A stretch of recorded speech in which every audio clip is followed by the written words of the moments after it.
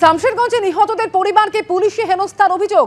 শামশেরগঞ্জ থেকে সল্টলেকে এসে রয়েছে নিহত বাবা এবং ছেলের পরিবার। বিজে ব্লকের একটি বাড়িতে আশ্রয় নিয়েছেন পরিবারের সদস্যরা। বারবার তখন পুলিশকে ডাকা সত্ত্বেও পুলিশ আসেনি এবং মৃতদেহ কয়েক ঘন্টা তুলতে আসেনি। 4 ঘন্টা এই মা তার ছেলে এবং স্বামীর রক্তাক্ত মৃতদেহে আগলে বসেছিল।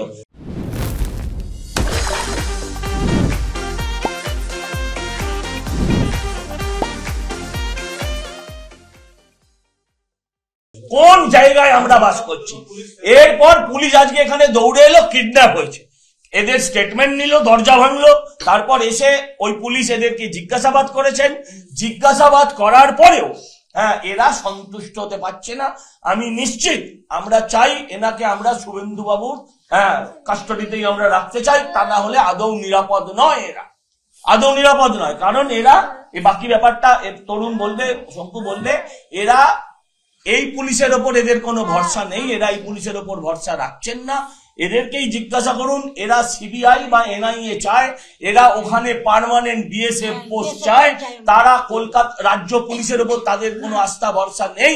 সেই জন্যই তারা এসছেন এবং শরণাপন্ন হয়েছেন, এখান থেকে কোর্টে যাবেন। কিন্তু এই খবর পাওয়ার পর শুভেন্দুবাবু আমাদেরকে জানিয়েছেন যে ওনাকে তিনি নিজের দায়িত্বে ওনাদেরকে রাখবেন ওনার নিজস্ব কাস্টডিতে। যেহেতু পুলিশ প্রশাসন জানলা দিয়ে দেখতে পেলে দরজা খুলতে বলছে, সব হয়েছে এইসব বলছে, আমরা তোমাদের পাশে আছি, আমরা পুলিশ এইসব বলছে। আমরা বিচার চাই, যাদের ধরেছে দুষ্কৃতীকে তাদের আমরা শাস্তি চাই। কালকে জঙ্গিপুর পুলিশ ডিস্ট্রিক্টের শামশেরগঞ্জ থানার জাফরাবাদের একজন ভদ্রলোক আছে সমর্থ ঘোষ, তিনি একটি অভিযোগ করেন যে তার শাশুড়ি এবং তার বৌদি, যার নাম পিঙ্কি ঘোষ, এবং অন্যান্য কয়েকজনকে কিডন্যাপ করা হয়েছিল।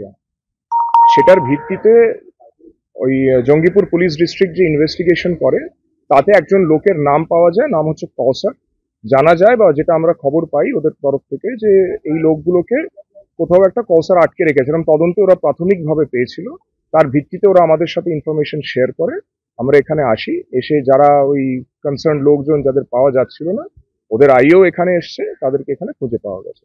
সেইটার জন্যই আজকে এখানে পুলিশ আসা হয়েছে। পুলিশ ডিস্ট্রিক্টে শামশেরগঞ্জ থানা করেছিল, তারা যে খবর আমাদের দিয়েছিল আমরা সেই ভিত্তিতে কাজ করেছিলাম, এবং ওরা এখানে এসছে। ওদের ইনভেস্টিগেটিং অফিসার যা যা করণীয় লিগাল প্রসিডিওর সেটা ফলো করেছে, যা করার ওরাই করছে। দেখবো, আমরা এখানে যখন এসছিলাম তখন প্রথমে দরজা নক করা হয়, ঢোকার চেষ্টা করা হয়, কিন্তু ভেতর থেকে রেসপন্স পাইনি আমরা, তখন আমাদেরকে ঢুকতে হয়েছে। তার কারণ হচ্ছে যে ভেতরে আছে সে কি অবস্থায় আছে, আদৌ তাকে কি আটকানো আছে বা কি আছে সেটা জানাটা দরকার।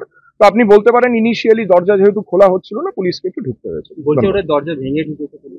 হ্যাঁ, তার কারণ হচ্ছে যে অনেকক্ষণ যখন বলা হয়েছে দরজা খোলার জন্য, ভেতরে কিছু লোকজন আছে তারা কিছুতেই খুলতে চায়নি।